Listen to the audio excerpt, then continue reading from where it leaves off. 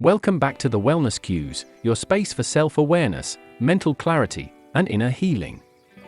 If you're interested in understanding your thoughts, emotions, and behaviors better, you're in the right place. Don't forget to subscribe for more insights on mental wellness and personal growth. Today, we're diving into something that affects all of us often without us even realizing it. It's defense mechanisms. These are unconscious psychological strategies we use to protect ourselves from anxiety, shame, pain, or uncomfortable thoughts. And the truth is, we all use them some more often than we think. By recognizing these patterns, we can better understand our reactions, improve our relationships, and gain deeper emotional awareness. So, here are 10 common defense mechanisms that you're probably using without even knowing. The first one is denial. Denial is one of the most basic and primitive defense mechanisms.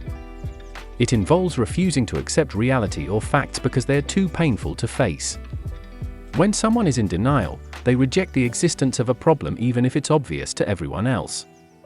For example, someone who's dealing with a serious health condition might avoid going to the doctor because they refuse to accept that something could be wrong.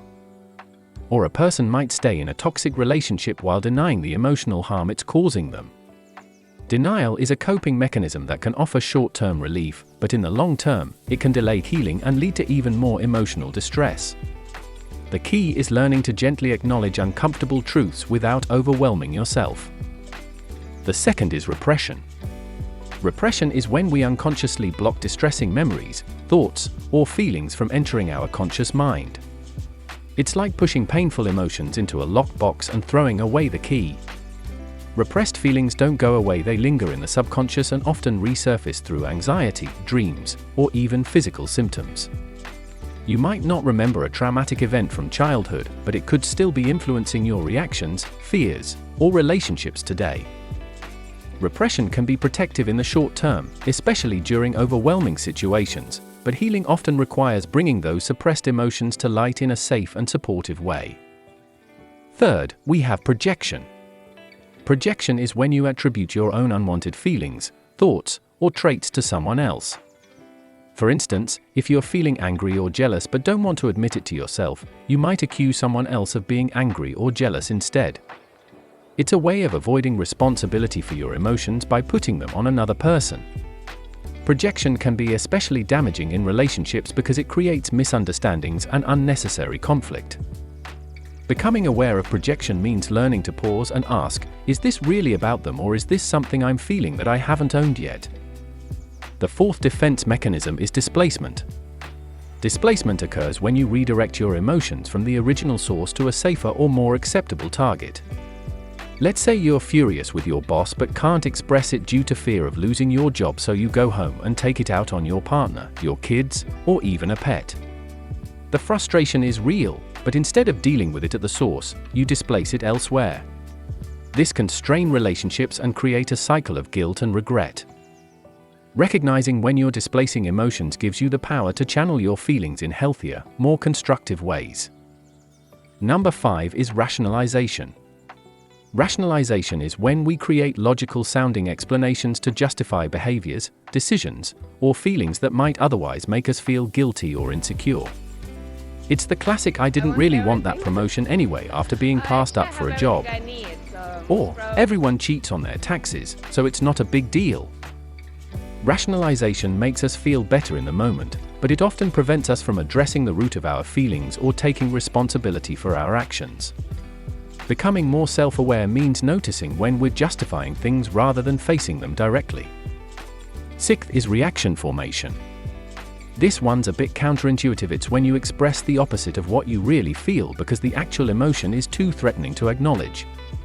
For example, you might act overly nice to someone you actually resent, or pretend you're indifferent when you're deeply hurt. Reaction formation helps you hide vulnerability, but it can also create confusion for both yourself and others. Being honest about your feelings, even if you don't express them outwardly right away, is a powerful step toward emotional authenticity and healing. The seventh defense mechanism is regression. Regression is when, in the face of stress or anxiety, we revert to behaviors from an earlier stage of development. Think of a stressed adult throwing a tantrum, slamming doors, or using baby talk.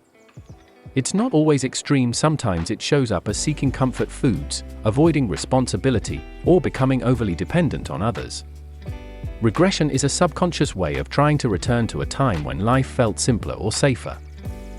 While it's okay to seek comfort, recognizing these patterns helps us deal with stress in more mature, balanced ways. Number 8 is sublimation. Unlike many other defense mechanisms, sublimation is actually considered healthy and even productive. It's when you take negative emotions or impulses and channel them into positive, socially acceptable activities. For instance, turning anger into motivation to work out, or using grief as inspiration to create art or write poetry.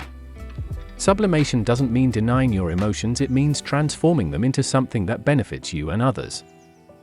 If you've ever used exercise, music, journaling, or creative work to process intense feelings, you've practiced sublimation.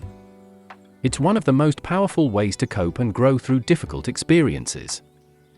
The 9th mechanism is intellectualization. This involves using logic, reason, or excessive thinking to avoid emotional discomfort.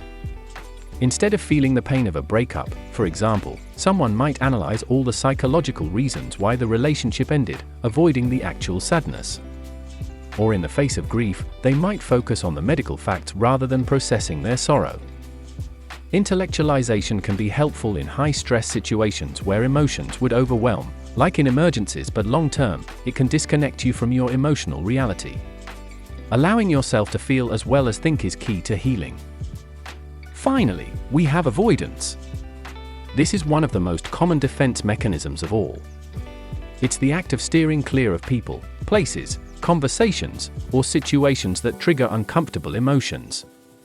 Maybe you avoid visiting your hometown because of painful memories, or you put off important tasks because of the anxiety they bring. Avoidance might feel like relief at first, but it keeps you stuck. It reinforces fear, limits growth, and can lead to missed opportunities or unresolved issues. Facing discomfort gradually, with compassion and support, helps you build resilience and move forward with confidence. The truth is, defense mechanisms aren't bad. They exist for a reason. At some point, they helped us survive something painful or overwhelming. But when we use them unconsciously and constantly, they can keep us from growing, connecting, and healing. The more we understand the ways we protect ourselves, the more empowered we become to make conscious, healthier choices. Awareness is the first step toward transformation. Thanks for watching the Wellness Cues. If you found this video helpful, don't forget to like, comment, and subscribe for more deep dives into mental wellness and personal growth. Let us know in the comments, did you recognize any of these defense mechanisms in yourself? Your awareness can help others too. Take care of your mind, and it will take care of you. See you next time.